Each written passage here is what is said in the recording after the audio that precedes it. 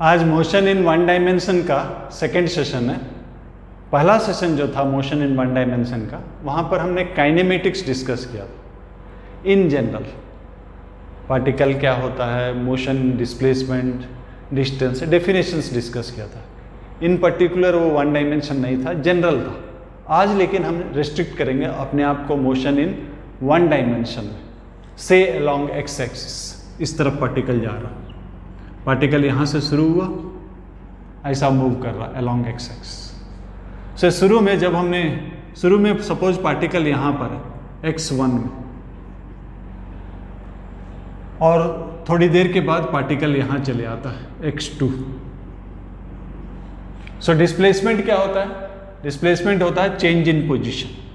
So displacement change in position x2 minus x1, जिसको हम delta x लिखते हैं। डेल्टा का मतलब चेंज होता है। सो ये आपका डिस्प्लेसमेंट है, चेंज इन पोजीशन।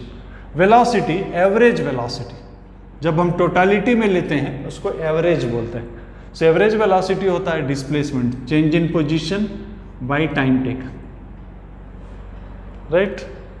इसी तरह अगर आपको वन डायमेंशनल है, इसलिए वन डायमेंशन सेम डायरेक्शन अगर जा रहा है तो एरो देने का, एरो हेड देने का जरूरत नहीं।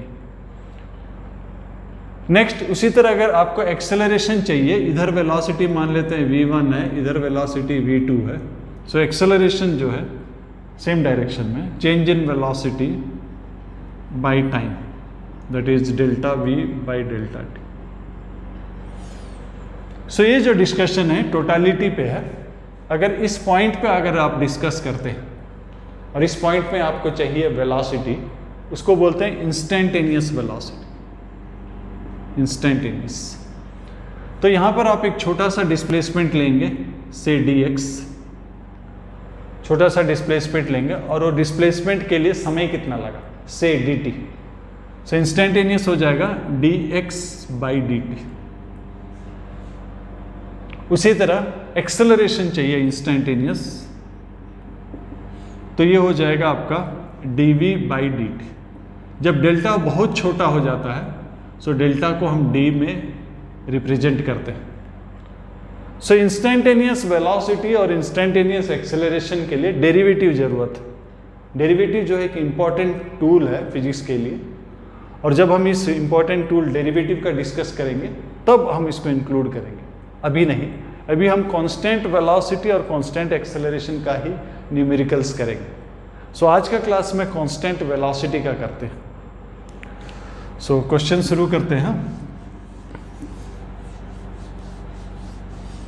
पहला क्वेश्चन है, एक पार्टिकल जो है स्ट्रेट लाइन में जा रहा है, राइट, और ये first total time suppose t लगता है, टोटल टाइम t लगता है, 1/5 ऑफ टाइम जो है ये v1 में मूव करता है, और बाकी जो टाइम बच गया, कितना बच गया, 4t/5, ये टाइम जो है v2 में मूव करता है। तो क्वेश्चन ये है कि इस पूरा एंटायर पाथ के लिए एवरेज स्पीड क्या है। सो यहाँ का डिस्टेंस मान लेते हैं x1 है, यहाँ का डिस्टेंस x2 है, स्ट्रेट लाइन मोशन है। स्ट्रेट लाइन मोशन में जब तक पार्टिकल रिवर्स नहीं करता है, डिस्टेंस और डिस्प्लेसमेंट सेम होता है। सो ये पहला डिस्टेंस हो जाएगा स्पीड इनटू टाइम, दूसरा डिस्टेंस हो जाएगा फिर से स्पीड इनटू टाइम। सो आपको एवरेज चाहिए total distance by total time. Total distance कितना हो गया, टोटल डिस्टेंस x1 हो गया v1 into t/5, v2 into 4t/5 divided by total time, कितना हो गया, v1 plus 4v2/5। Next question लेते हैं। एक पार्टिकल स्ट्रेट लाइन में जाता है, राइट।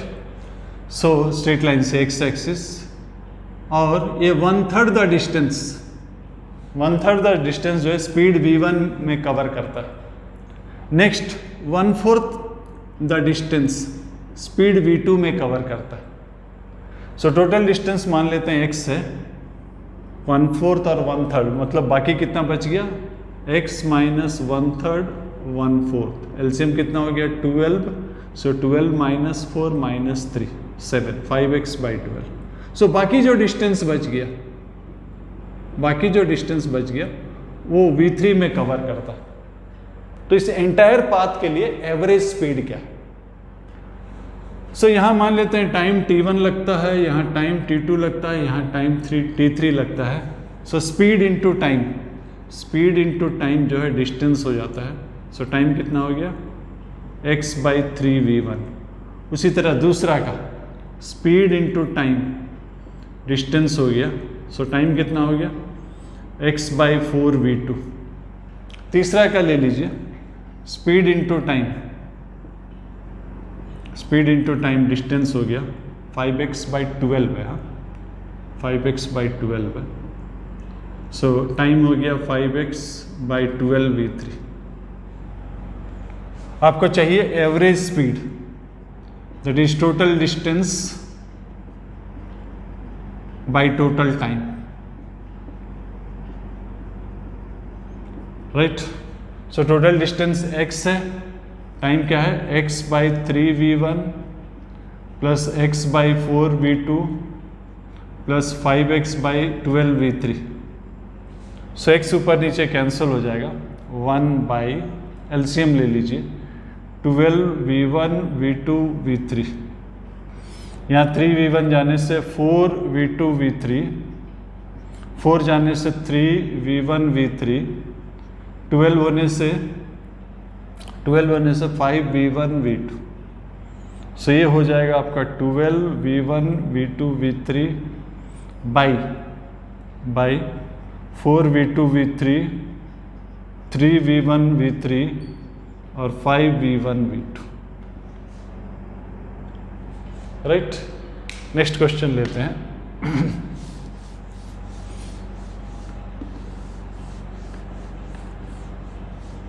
नेक्स्ट क्वेश्चन लेते हैं। पार्टिकल जो है स्ट्रेट लाइन में जा रहा है, राइट। सो टोटल टाइम मान लेते हैं t, टोटल टाइम t, इसका 1/4 time t/4, 1/4 time speed v1 में ट्रेवल करता है। सो बाकी कितना बच गया, 1/4 चला गया, बाकी टाइम कितना बच गया 3t/4। सो बाकी जो भी टाइम बच गया उसमें जो डिस्टेंस ट्रेवल करता है, सपोज ये डिस्टेंस x1 है, ये डिस्टेंस x2 है। सो बाकी जो टाइम बच गया उसमें जो भी डिस्टेंस ट्रेवल करता है उसका 1/3, इसका 1/3 डिस्टेंस वो ट्रेवल करता है स्पीड v2 में, और बाकी 2/3 डिस्टेंस ट्रेवल करता है स्पीड v2 में, v3 में। 2 ऑलरेडी ले चुके हैं, 3 v3। सो क्वेश्चन है कि इस एंटायर पाथ का एवरेज स्पीड क्या है। सो क्वेश्चन रिपीट कर देता हूं। क्वेश्चन ये है कि अगर पार्टिकल स्ट्रेट लाइन में जा रहा है और टोटल टाइम t है, 1/4 द टाइम स्पीड v1 में जाता है। बाकी जो डिस्टेंस बचा है, मान लेते हैं बाकी डिस्टेंस x2 बचा है, सो 1/4 द टाइम चला गया, मतलब बाकी टाइम है 3t/4। सो बाकी डिस्टेंस का 1/3 डिस्टेंस स्पीड v2 में जाता है, 2/3 डिस्टेंस स्पीड v3 में जाता है। तो आपको इस एंटायर मोशन के लिए एवरेज स्पीड निकालना है। सो पहले यहाँ शुरू करते हैं। डिस्टेंस हो गया speed into time, right. So next यहाँ लेते हैं, इस पार्ट ऑफ जर्नी के लिए मान लेते हैं टाइम t2 लगा, और इस टाइम पार्ट ऑफ जर्नी के लिए मान लेते हैं टाइम t3 लगा। सो v2 इंटू t2 जो है x2/3, speed into time distance. उसी तरह यहाँ v3 इंटू t3 कितना हो गया, v2 इंटू t3 कितना हो गया x2, 2x2/3, राइट। तो ये यहाँ पर आपका जो टाइम है, ये जो t2 प्लस t3 क्या हो जाएगा x2/3v2 प्लस 2x2/3v3। लेकिन t2 प्लस t3 जो है रिमेनिंग टाइम है, यानी कि 3t/4,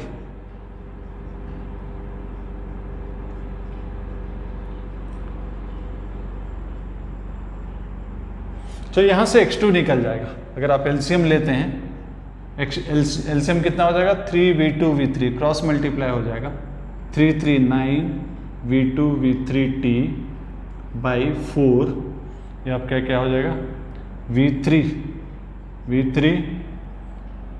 कितना हो जाएगा, v3 plus 2v2,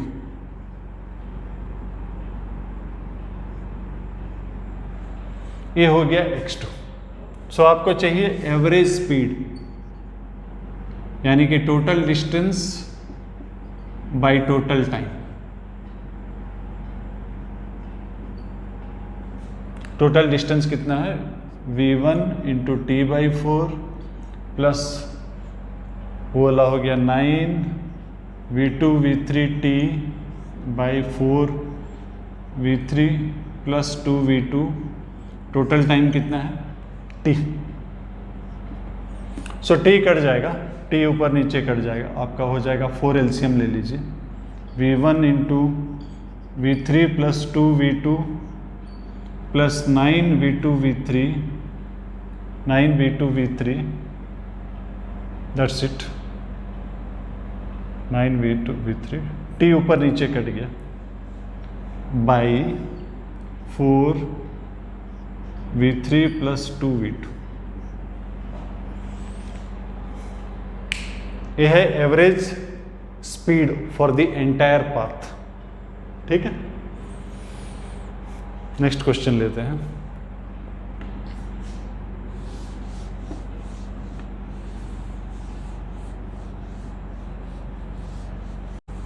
next question में मान लेते हैं कुछ ऐसा दिया है, पार्टिकल जो है स्ट्रेट लाइन में जाता है, राइट।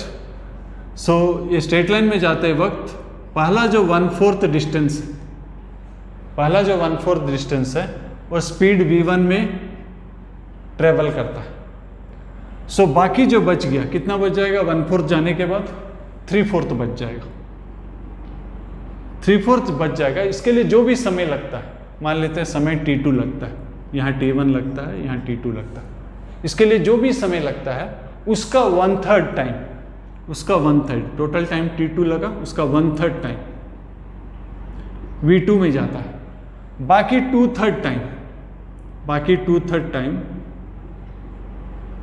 v3 में जाता है, राइट। पार्टिकल स्ट्रेट लाइन में जाता है, टोटल डिस्टेंस मान लेते हैं x से, 1/4 द डिस्टेंस स्पीड v1 में जाता है, और बाकी जो डिस्टेंस बच गया 1/4 चला गया, बाकी बच गया 3/4, उसके लिए जो भी समय लगता है उसका 1/3 टाइम v2 में जाता है, 2/3 टाइम v3 में जाता है।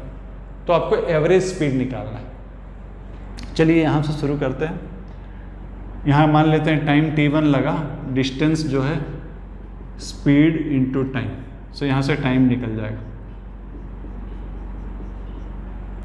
नेक्स्ट इधर ये वाला पाथ जो है मान लेते हैं x2 है, ये पाथ मान लेते हैं x3 है। सो x2 प्लस x3 जो है वो रिमेनिंग डिस्टेंस है, कितना है, 3x/4, राइट। सो x2 क्या होगा, स्पीड इंटू टाइम, x3 क्या होगा, speed into time equal to 3x/4। तो यहाँ से टाइम निकल जाएगा, टाइम कितना निकला, 9x/4 है, 4v2 प्लस 2v3। हमें क्या चाहिए, average speed, total distance by total time. Total distance कितना है, x, total time t1 plus t2, x/4 v1 plus 9x/4 v2 plus 2v3। ये एलसीएम चला जाएगा, एलसीएम ऊपर चला जाएगा, x कट जाएगा, ये एलसीएम चला जाएगा, 4v1 v2 प्लस 2v3। अब ये एलसीएम जब जाएगा ये इधर आ जाएगा, v2 प्लस 2v3, और ये इधर जाएगा प्लस 9v1। सो ये आपका एवरेज स्पीड है।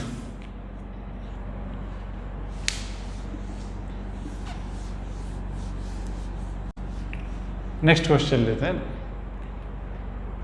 यहां एक और कॉन्सेप्ट को इंट्रोड्यूस करते हैं, relative velocity. Relative velocity A relative to B, इसका मतलब होता है V A minus V B. इसका फिजिकली मतलब क्या है? A relative to B, A as seen by B. अगर दो बॉडी मोशन में है और बी अगर ए को देखता है तो बी को जो वेलोसिटी लगता है ए का, that is velocity of A relative to B और as seen by B. Because ये वन डायमेंशन है, वन डायमेंशन में बहुत सिंपल है। अगर दोनों सेम डायरेक्शन में जा रहा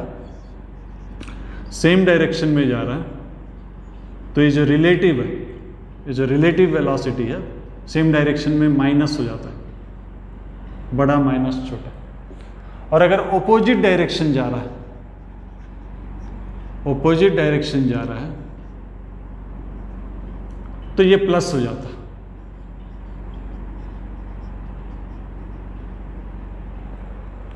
राइट? तो इसके ऊपर एक क्वेश्चन करते हैं।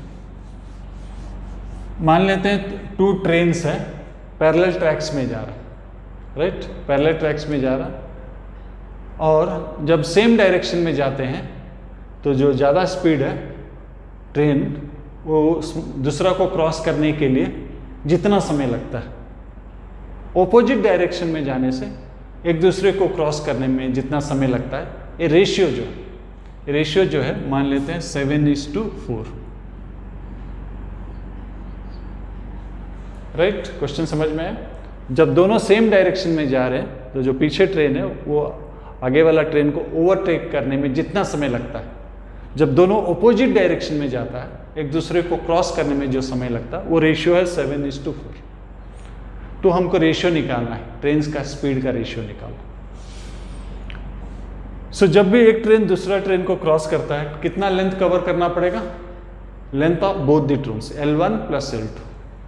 सो पहला वाला है ओवरटेक करता है, सो टोटल डिस्टेंस ट्रेवल करना पड़ेगा, पहला ट्रेन का लेंथ प्लस दूसरा ट्रेन का लेंथ। ओवरटेक मतलब सेम डायरेक्शन में स्पीड हो गया v1 माइनस v2। और जब ऑपोजिट डायरेक्शन में जाता है, सेम लेंथ क्रॉस करना पड़ेगा L1 प्लस L2, लेकिन अब जो स्पीड है वो हो जाएगा v1 प्लस v2। सो ये रेशियो हमें दिया गया है 7:4, यानी कि ये v1 plus v2 by v1 minus v2 जो है 7/4 है। So 4v1 plus 4v2 equal to 7v1 minus 7v2। So v2 उधर ले जाइए, v2 इधर ले जाइए, v1 उधर ले जाइए, 7 11v2 equal to 3v1। So v1 by v2 जो है 11/3। राइट? एक और क्वेश्चन करते हैं। एक पार्टिकल जो है स्टार्ट होता है, इनिशियल स्पीड 60 मीटर पर सेकेंड, 60 मीटर पर सेकेंड जाता है। हर 10 सेकेंड ट्रेवल करने के बाद इसका स्पीड 1/3 हो जाता है, मतलब 60 का 1/3 कितना हो गया? 20। 10 सेकेंड जाने के बाद स्पीड जो है 1/3 हो गया, 60/3 20। फिर 1/3 जाने के बाद डिस्टेंस फिर से 1/3 हो गया, फिर 10 सेकेंड जाने के बाद, आई रिपीट, हर 10 सेकेंड जाने के बाद स्पीड जो है 1/3 हो जाता है। सो 60 था, 60 का 1/3 कितना हो गया? 20। फिर 10 सेकेंड गया, फिर 1/3 हो जाएगा, कितना? 20/3। तो क्वेश्चन ये है कि टोटल डिस्टेंस कितना ट्रेवल करता है। सो टोटल डिस्टेंस हो जाएगा, पहला डिस्टेंस हो जाएगा speed into time, next distance हो जाएगा फिर से speed into time, next distance हो जाएगा स्पीड इनटू टाइम, इस तरह से कंटिन्यू होगा। ये इनफाइनाइट ज्योमेट्रिक प्रोग्रेशन है। ज्योमेट्रिक प्रोग्रेशन अगर आप ऑलरेडी कर चुके हैं तो ठीक है, जो नहीं किया उनके लिए ए आर स्क्वायर इस तरह से। So each term divided by preceding term को कॉमन रेशियो बोलते हैं। सो ये अगर इनफाइनाइट है तो सम हो जाता है first term by 1 minus common ratio. ये हो जाता है सम। तो इस केस में जो सम है, फर्स्ट टर्म ये वाला है 60 into 10 by common ratio. Common ratio क्या होता है? Any term divided by preceding term, any term. So 20 into 10 divided by 60 into 10 कितना हो गया? 1/3। सो 1 माइनस कॉमन रेशियो 1/3, तो कितना हो जाएगा ये? 600 इंटू 3/2। सो ये हो जाएगा 900 मीटर। सो आप इसका प्रैक्टिस पेपर है, इसको सॉल्व कीजिए। नेक्स्ट क्लास में हम प्रैक्टिस पेपर डिस्कस करेंगे, ठीक है।